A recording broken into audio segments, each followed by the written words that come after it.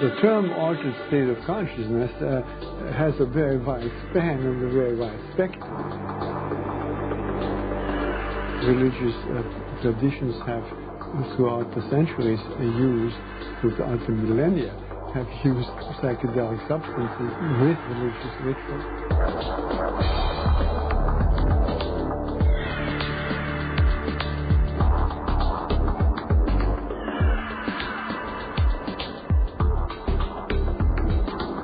One of the characteristics of the modern world, of modernity, is that the universe is disenchanted.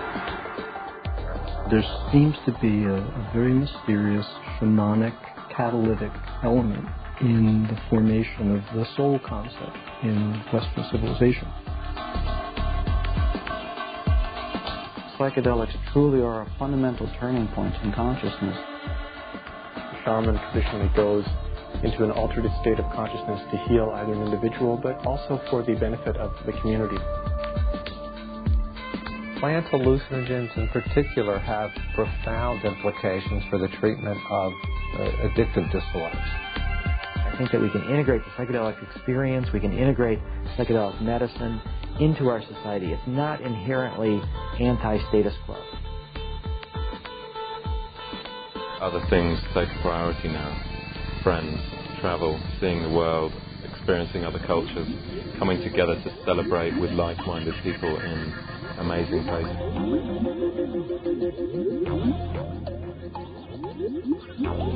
I think that the potential that entheogens have for rites of initiation is great.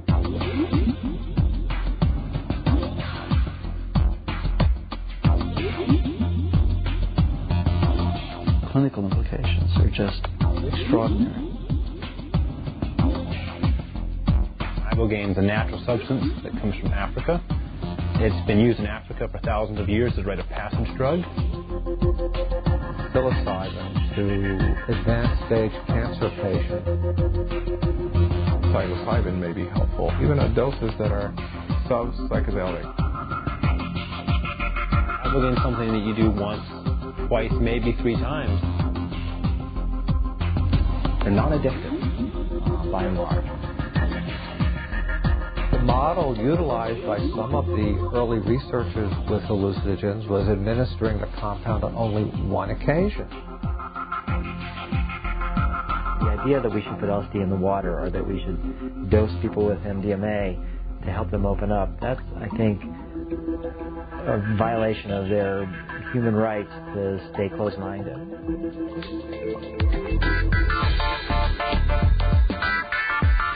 Fear is a big factor in all this.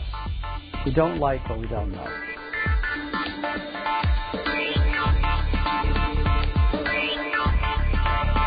The message that the youth get isn't serving because they're told don't use these things at all, they're all dangerous and bad, and then they know from their own experience and their friends that that's not necessarily true.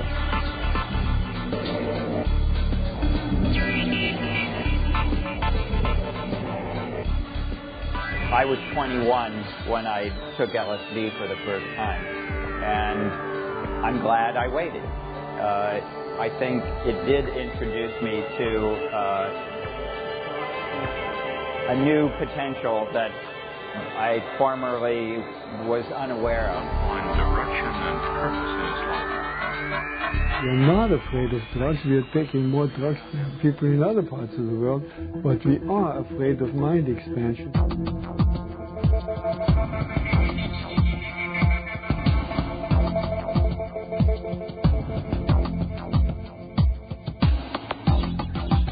It's taken us a long time to get to this point.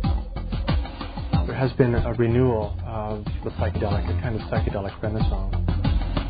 You see in the rave community a phenomena somewhat akin to what occurred during the 60s, where large numbers of young people self-administered very powerful psychoactive compounds.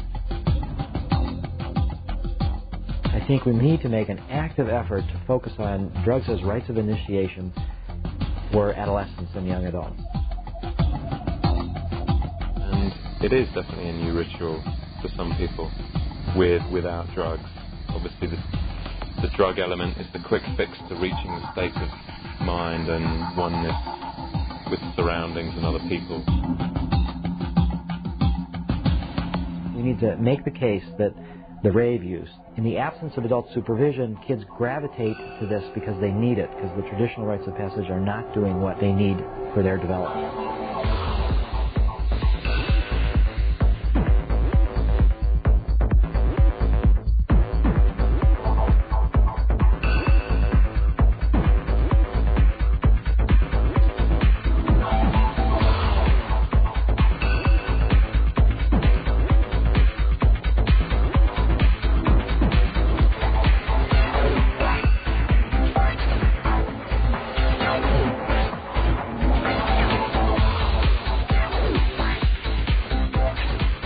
People in a drumming circle or in an ecstatic dance setting are connecting themselves with the continuous legacy of the incarnation of vitality in the form of Homo sapiens.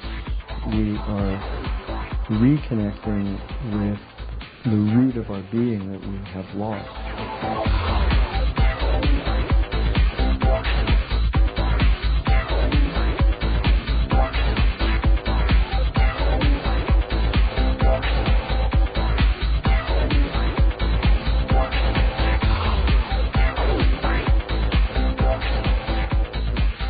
Looking at the rave culture, I see it at the very least as an expression of the kind of compensation for the deep wound at a heart level that this culture must have, and that it is shielding itself from through a culture of consumerism and of spiritual deadening. The dominant culture is so spiritually flat, so heartless, that the youth coming into this, were they to actually feel the wound that is being protected by this culture of meaninglessness, would probably either go insane or die of depression on the spot. And I think it's more critical now than ever because we do have even more devastating technologies, more hatred going on right now. It's a pivotal time in the world. So I hope that the beauty of these experiences can be our source of inspiration and healing as we move forward.